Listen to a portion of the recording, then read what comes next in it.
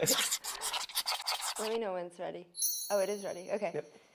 Hey everybody, my name is Allie, and this is the first episode of Ads with Allie. I'm here with my co-host Harrison Phillips. And founder of Banfana. And soon-to-be husband. And colleague. And colleague. Let's go. And today we're going to be talking about shopping ads. Yep, so we've got a few questions lined up. Everything's related to shopping ads, so let's start with the first one. Why do brands love Google shopping ads? Well, Google shopping ads are a very valuable placement on Google. They're one of the first ad formats that people see when they search for something on Google, whether they're looking for a product or for a brand. They're very likely going to see a shopping ad once they press search. Mm-hmm. So they're very high intent and high converting type of ad. Mm-hmm. They also have imagery, which really helps make it a very visual type of ad. They also have reviews, they also have information about the price, and you also show up right next to your competitors, which could be a really good competitive advantage. Yeah, exactly.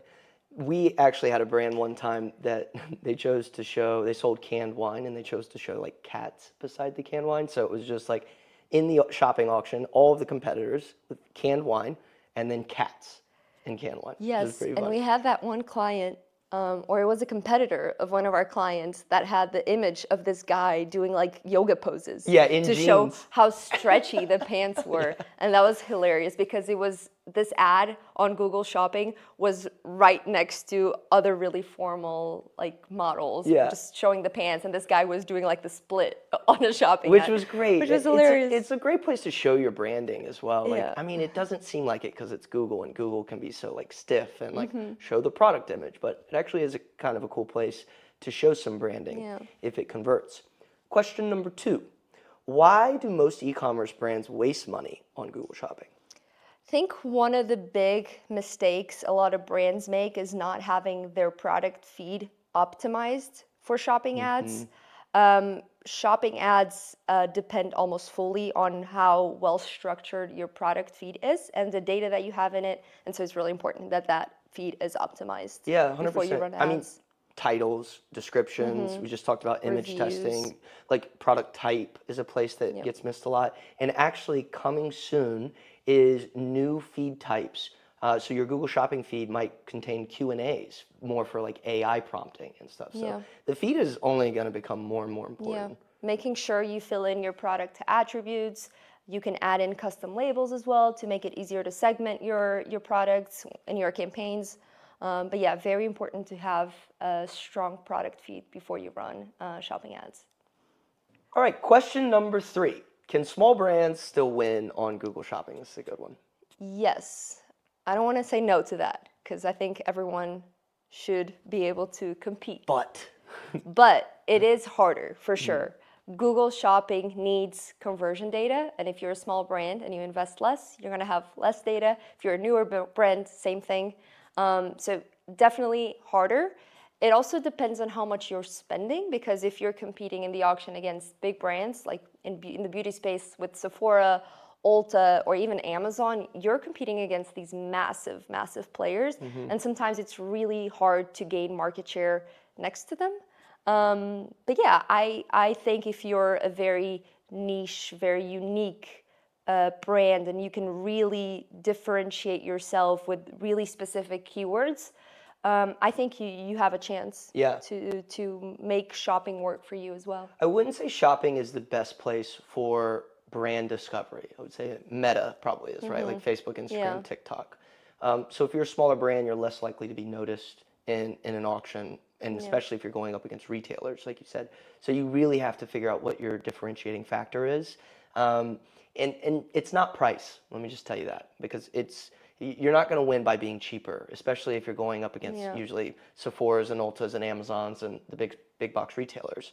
So find your niche, find your differentiation, make it material, and remember as well that if a customer is discovering you for the first time via Google Shopping, they're less likely to convert. So the more that you can spend top of funnel, so that by the time they search for you on Google Shopping, for instance, non-toxic perfume, if they already recognize your brand, they're a lot more likely to convert. So small brands can win, but it's a little bit more challenging. It is more challenging, yeah. All right, question number 4 and final question for episode number 1 of Ads with Allie. What is a client example of, winning on Google Shopping? What does that look like? And what are some of the things that you did to help that client win? Well, we have a lot, a lot of clients that win on shopping, but one that I can think of right now is a sunglass brand. They sell different types of sunglasses. They're a really fun, alternative, vintage brand. And the very first thing we did when we started working with them was really working on their product feed. We made sure that we were checking every single product, like what product attributes we could add, what other information we could add to the product. We also did a little test of lifestyle imagery versus product shots, and each ad now is showing whatever image worked best in our test. So that was one of the first things that we did. Another reason why this brand has a lot of success in shopping ads is because it does have a lot of conversion data. Every week we get a lot of searches, but also conversions on celebrities, on competitors, on different types of frames, also on activities, for example, like running sunglasses, hiking sunglasses. So Google really does have a lot of data, and so he matches our product ad with a lot of different search queries because it does convert on a lot of them. And the crazy thing is they're not even an activity sunglasses brand. Yeah. The other crazy thing is like when we get those like Hailey Bieber sunglasses, Hailey Bieber's not even wearing our sunglasses. Yeah. It's just like a type of sunglass. Isn't that crazy? Like It's also a vibe. yeah, I it is.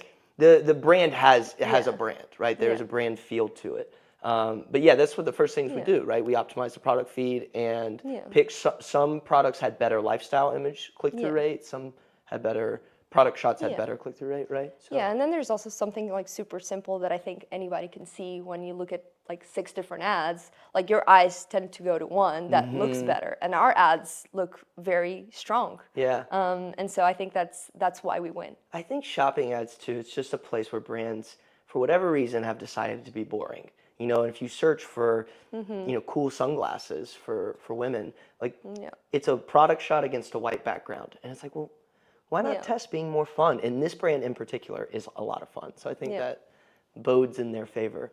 But great. Need some closure? Okay, the time has come. This is the end. Of episode 1. Thanks for watching episode 1 of Ads with Ali. We hope you enjoyed and that you learned a little bit about shopping ads. Thank you. Like, subscribe, send it to your friend. And your mom. Your grandma. Bye. See ya.